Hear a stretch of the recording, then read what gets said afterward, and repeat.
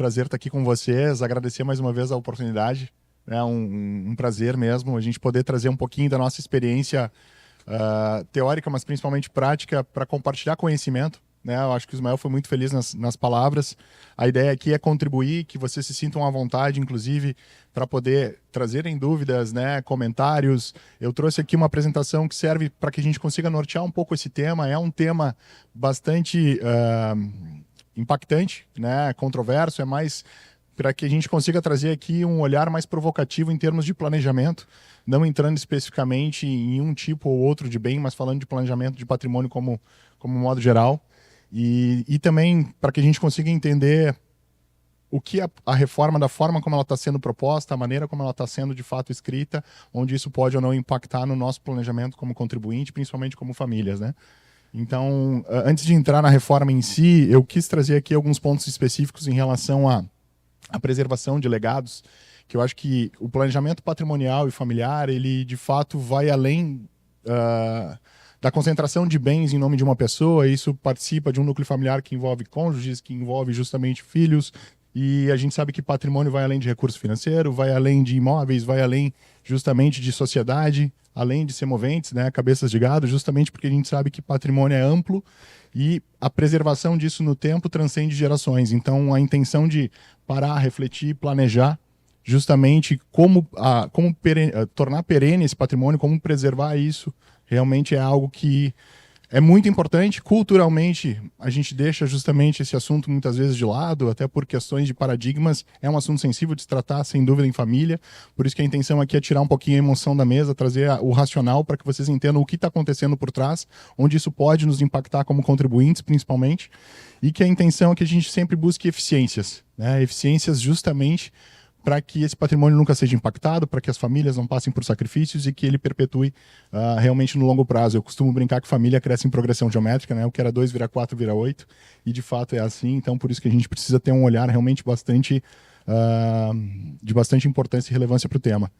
Um ponto importante aqui, só fazendo um pano de fundo em relação a números macros de economia, quando a gente fala principalmente do segmento do agro, né, do agronegócio, principalmente falando de, óbvio, agricultura e pecuária, a gente está falando hoje de 24% do PIB brasileiro, né, isso números do ano passado, sendo que 77% disso está concentrado em grupos familiares. Então, justamente porque a pessoa física na exploração desse segmento, ela tem vantagens econômicas, principalmente tributárias, muito interessantes. E é um ponto que a gente também vai falar um pouquinho mais à frente. Mas desse 77% de concentração em grupos familiares, 70% dessas famílias não têm planejamento patrimonial e sucessório. Então, são dados realmente bem recentes e que causam um impacto muito grande. Por quê? Pela preservação disso no tempo, principalmente que o agronegócio é um ambiente familiar, né? A grande maioria das operações, de fato, são atribuídas às famílias e desenvolvidas dentro das famílias, dos núcleos da família. Então, um ponto importante, por isso, da provocação de nós cada vez mais falarmos sobre o tema.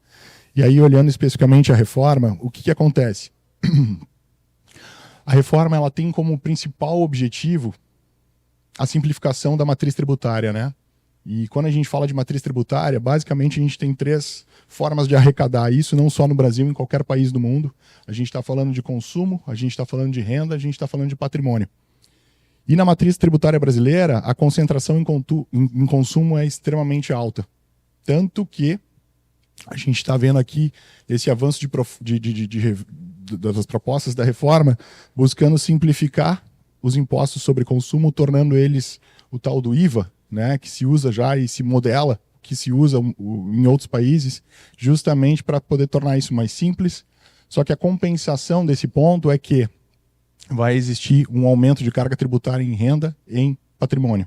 Ou seja, vai tirar a concentração de um lado, mas vai se buscar o equilíbrio onerando o outro lado. E é por isso que a gente precisa estar atento, e essas manchetes são recentes, onde muitas famílias, e principalmente em estados do Sudeste, já têm acelerado algum processo de transmissão de bens entre gerações para poder buscar a economia tributária, já prevendo um aumento dessa carga. Então, isso tem provocado um movimento realmente bem expressivo a nível Brasil, e eu vou falar um pouquinho do Rio Grande do Sul também, para a gente poder trazer para o nosso contexto. O que acontece? A reforma tributária, como eu falei, tentando trazer de forma bem resumida, ela está sendo faseada, né, justamente por cada um desses pilares. E como é que isso na prática tem acontecido?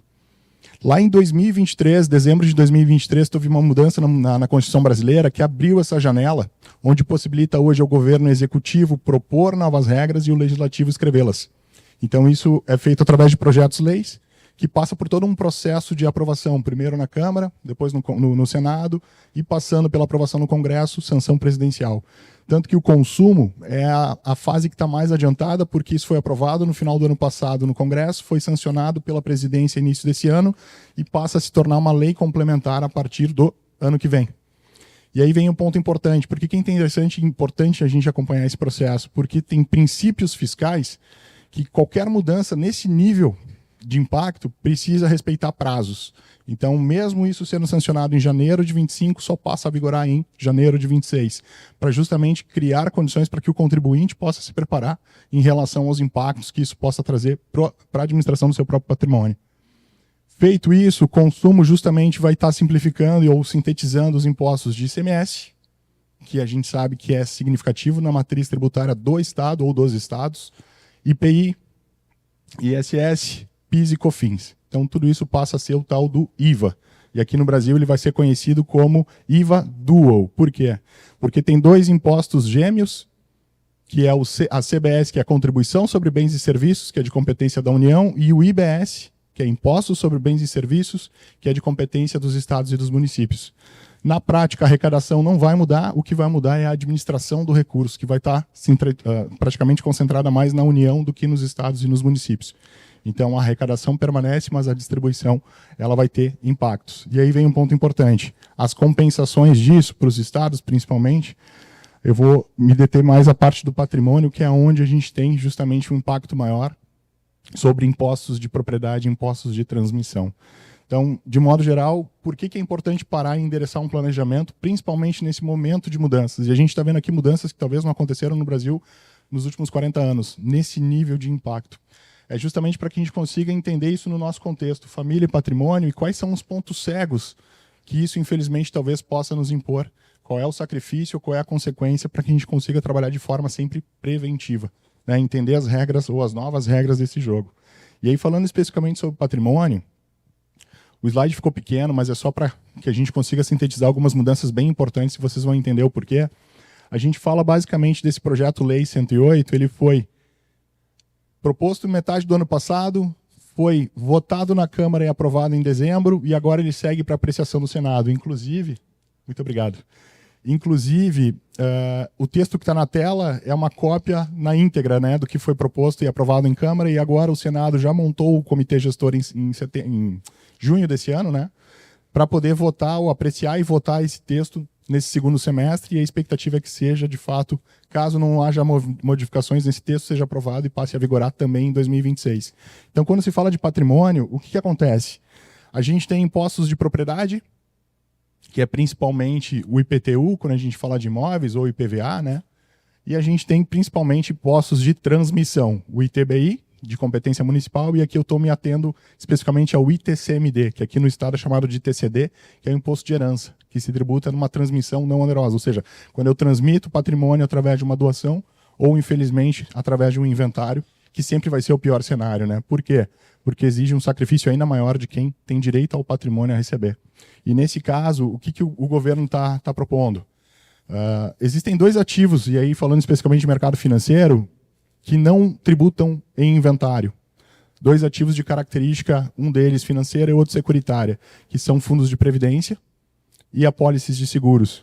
E quando a gente fala de fundos de previdência, o ITCM dele é de competência estadual. Então significa que a arrecadação desse imposto, ela tem 27 legislações no Brasil.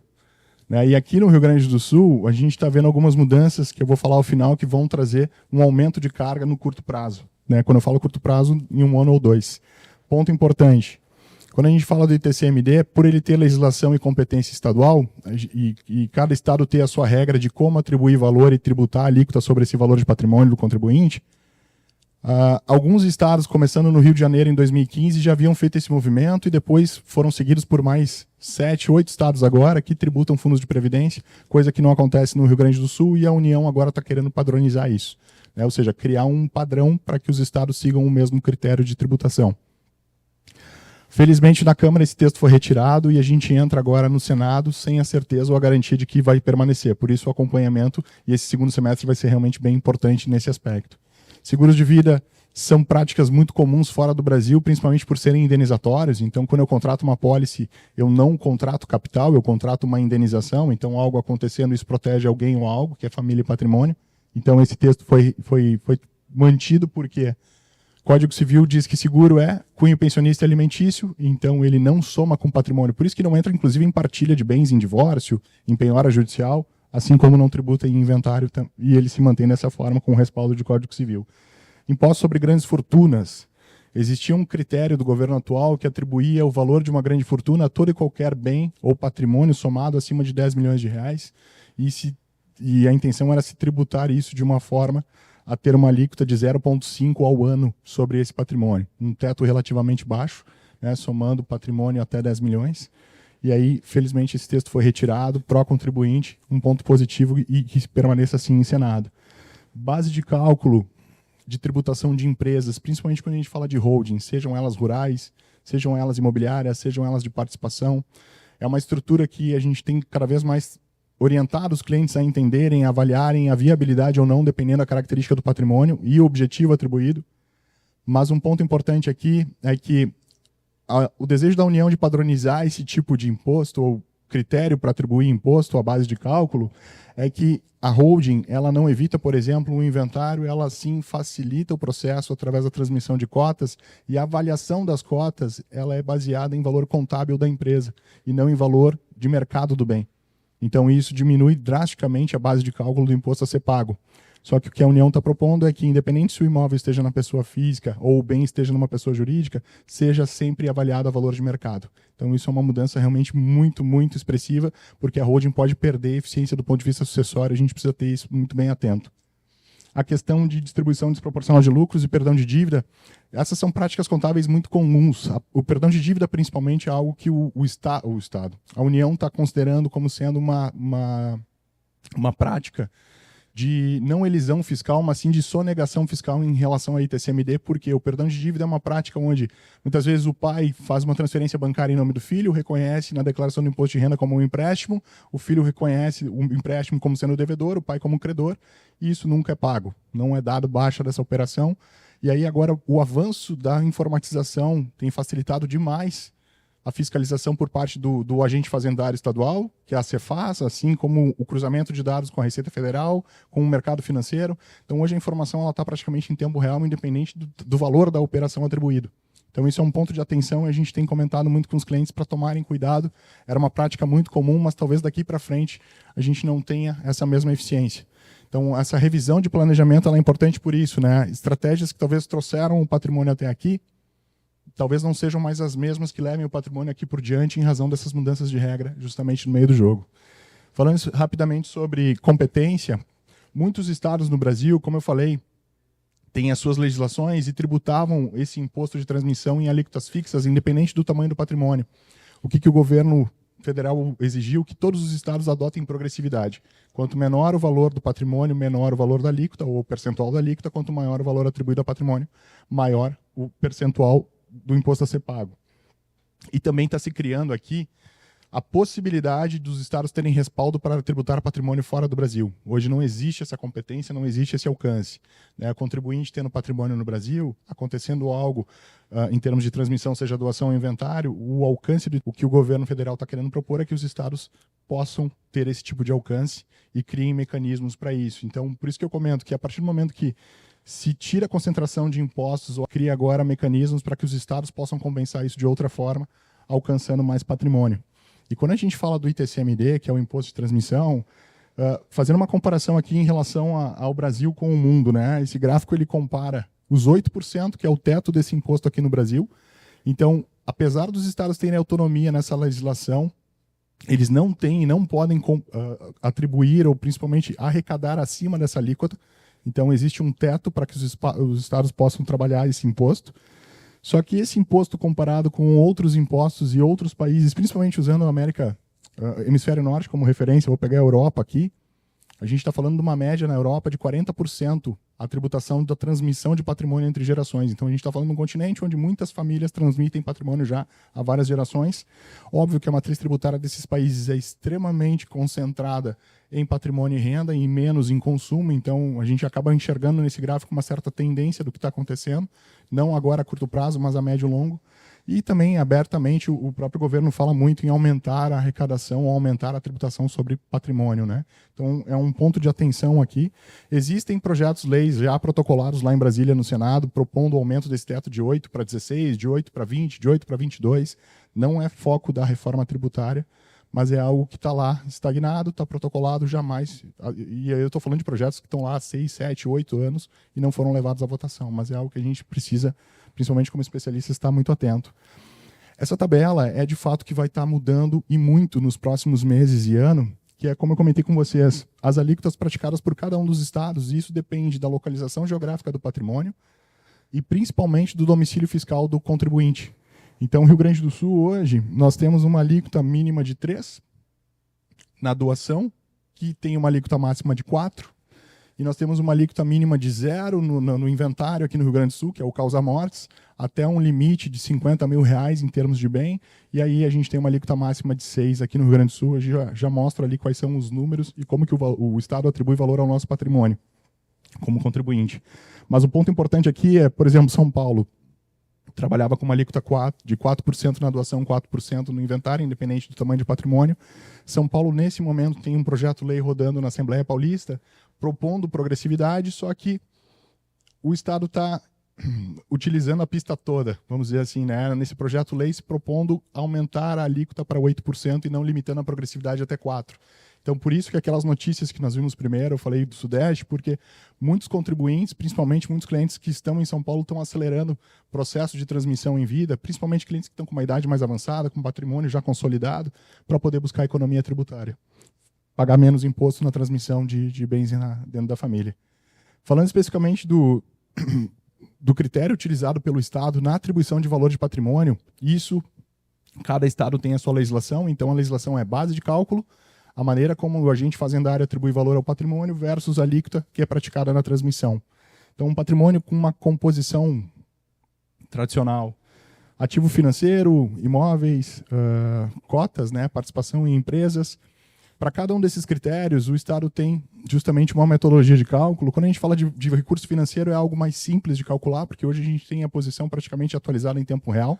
Está numa conta corrente, está numa carteira de investimentos. Essa informação está sendo informada pelo Banco Central.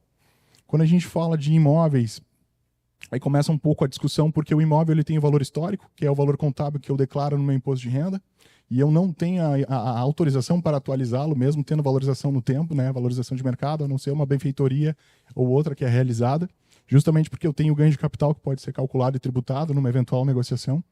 O que o Estado usa como referência? Valor venal. Ele bebe da fonte justamente de um outro imposto que seria, por exemplo, o IPTU no caso de um imóvel urbano ou do ITR no caso do imóvel rural. E o valor do ITR, a gente sabe que em muitos casos, considerando ali o valor da terra nua, ele tem sim, né, uma disparidade com o valor de fato de mercado. O Estado pode usar a referência do ITR, mas talvez ele possa sim, ele se dá e se permite essa liberdade de recalcular ou reavaliar a terra que está sendo justamente alvo de uma transmissão. Então, quando a gente fala de empresa, por exemplo, seja uma limitada, seja uma SA fechada, o Estado ele ignora o capital social do sócio, que figura em contrato, que é o valor contábil, e muitas vezes ele é simbólico, né? Então representa o quanto a empresa prosperou e cresceu no tempo. E o Estado se vale de demonstrações financeiras, então balanço patrimonial, demonstrações de resultado, né? Justamente para poder fazer um cálculo a valor presente. Não chega a ser um cálculo de valor de valuation de mercado, de fusão e aquisição de empresa, mas acaba sendo um esboço disso, ou seja, aumentando base tributável para somar com o restante do patrimônio. E numa eventual transmissão, que é isso que a gente acaba provocando muitas vezes as pessoas e as famílias a pensarem, se eu venho a transmitir, falando que eu tenho um patrimônio de 10 milhões aqui somado, né, como base tributável, isso através de uma antecipação de herança via doação, 4% hoje no Rio Grande do Sul. É um dos poucos estados que ainda incentivam a doação com uma alíquota menor, porque também é interesse do Estado em arrecadar antes nesse aspecto. 4% sobre 10 milhões é R$400 mil de imposto a ser recolhido nesse movimento de transmissão, frente a um inventário que a gente já tem uma alíquota superior, que sobe a 6%, Então, ali eu já tenho majoração de carga, fora outras despesas incorrentes numa situação de causa-mortes, que é a própria questão de honorários advocatícios, incidentes, a parte cartorial que acaba incidindo em ambos os casos, mas a gente considera hoje um custo médio de uma transmissão via causa-mortes no Brasil de 10% a 15% sobre a mesma base. Então a gente está falando de 400 mil para 1 milhão, 1 milhão e meio, só que nesse caso, quem acaba tendo que de fato ter esse desencaixe é o herdeiro que tem direito ao patrimônio, ou seja, quem tem direito a receber patrimônio é que acaba tendo justamente a responsabilidade de custear a transmissão, e muitas vezes não tem esse recurso disponível, não tem essa liquidez de fácil acesso, e isso acaba impactando em uma série de questões, né? Seja dilapidar patrimônio, seja baixar padrão de vida, são questões que a gente acaba sempre provocando as pessoas ou as famílias a pensarem de forma preventiva, evitar esse tipo de consequência. E a parte do direito familiar também, que está em revisão no Brasil, o Código Civil também está passando por alguns processos de revisão, mas entender quem participa da vocação hereditária, né? Quem tem direito a esse patrimônio, qual é a regra que rege esse patrimônio, o que é meação, o que é bem particular, quem é herdeiro, quem não é herdeiro. Então, são questões delicadas, e por que dessa provocação? E aí uma opinião minha mesmo, particular, é quanto mais informação, quanto mais educativo for, melhor, para facilitar justamente essa análise entre famílias, a harmonia em relação à administração de patrimônio, e entender as regras e os pontos cegos que isso pode colocar, né? Porque são desafios realmente na perpetuidade de um patrimônio familiar. Falando especificamente do Rio Grande do Sul, aquilo que eu havia comentado, né? Essa tabela de forma rápida, só para mostrar para vocês que nós temos duas alíquotas vigentes, de 4 e 6, que são alíquotas máximas. Então, a grosso modo, todo e qualquer bem transmitido via causa-mortes, que é o inventário no Rio Grande do Sul, acima de 1 milhão e 300, já tributaria na alíquota máxima. Então, esse é um ponto realmente bem importante. E números atuais, isso eu estou trazendo o orçamento do que foi a arrecadação do Estado ano passado. Nós tivemos 57 bilhões arrecadados no Rio Grande do Sul em 2024, e a evolução aqui de cada um dos 3 impostos, que é a matriz tributária do Estado, ICMS, que correspondeu basicamente a 87% dessa arrecadação, e é o principal alvo e o imposto onde vai ser mais impactado na reforma do consumo, que nós vimos há pouco, onde o Estado continua arrecadando, mas perde fortemente a administração ou a parte da administração desse recurso, IPVA correspondente a 10% e o ITCMD correspondente a 3% da arrecadação, 1,6 bilhões dessa arrecadação completa. Então, o ITCMD, de fato, é o imposto que tem mais espaço para crescimento, em termos de arrecadação, do ponto de vista estadual. E, inclusive, no mês passado, nós já tivemos algumas movimentações por parte do Estado, criando uma comissão dedicada à fiscalização do ITCMD para poder facilitar o relacionamento com os contribuintes, mas, óbvio, com o objetivo de aumentar e tornar mais fácil, mais ágil o processo de arrecadação. E na última quinta-feira, nós tivemos uma ação de fiscalização de autorregulação anunciada pelo governo estadual, através da Cefaz, principalmente para estruturas de holdings familiares que foram criadas com o objetivo de transmissão de patrimônio através de cotas. O Estado botou um deadline aqui, que é final de agosto, 31 de agosto, para que essas empresas ou que essas famílias que criaram essas estruturas reconheçam que não foi uma elisão fiscal, e sim foi um objetivo de economia tributária, e com isso passem a regularizar a condição na arrecadação do imposto que não foi pago. Então, são ações que não estavam acontecendo no Rio Grande do Sul e passaram a acontecer agora de forma muito recente, justamente com esse pano de fundo que eu quis trazer para a gente poder entender a importância de parar realmente e avaliar o quão eficientes as estruturas estão sendo dentro do contexto de cada família. E o que eu falo aqui, o Johnny e o Matal sabem muito bem que não existe uma receita de bolo pronta, né? Não existe uma estratégia que se aplique a qualquer família, a qualquer contexto, a qualquer patrimônio. Cada família tem sua particularidade, cada patrimônio tem a sua característica e o seu objetivo. Não existe uma bala de prata, né? Ou seja, uma única ação que resolva. Pelo contrário, e sim, eu acho que a principal mensagem é justamente planejamento preventivo, né? A gente fala e muito de uma mudança cultural em razão desse tema. Dificilmente a gente trate a sucessão de uma forma proativa, porque é um assunto sensível, é um assunto delicado, ele demanda conhecimento, a gente precisa ter ideia justamente de pontos cegos, onde isso pode ou não exigir sacrifícios do patrimônio ou da própria família. Então, quanto mais a gente tiver esse olhar, quanto mais a gente tiver essa percepção, mesmo que nenhuma decisão seja tomada, mas endereçar um planejamento de fato sempre vai ser importante para que a gente entenda quais são as regras do jogo que está sendo jogado e aonde isso pode ou não nos exigir sacrifícios, né? Então, eu concluo aqui só trazendo esse recado. Espero que tenha sido de bastante valia. Um ponto importante, essas análises elas são multidisciplinares, né? Nós olhamos muito o escopo financeiro, mas isso soma forças com a parte contábil, que cada vez mais vai ganhar protagonismo. Então, obviamente, vocês têm contadores de confiança, que esses profissionais realmente eles estejam extremamente atualizados para poder trazer esse amparo e somar forças, talvez, com uma assessoria jurídica, conforme demanda, conforme necessidade. São 3 pilares fundamentais, financeiro, jurídico e contábil, para qualquer tomada de decisão que envolva família e patrimônio, ela realmente tenha bastante consistência. Então, agradeço o espaço mais uma vez, me coloco à disposição. Caso tenham dúvidas, também estou aqui à disposição. A gente vai estar aqui o dia todo, né, se botando realmente de forma bastante genuína aqui à disposição de vocês para poder trazer algumas ideias, algumas sugestões. Fiquem à vontade. Obrigado mais uma vez.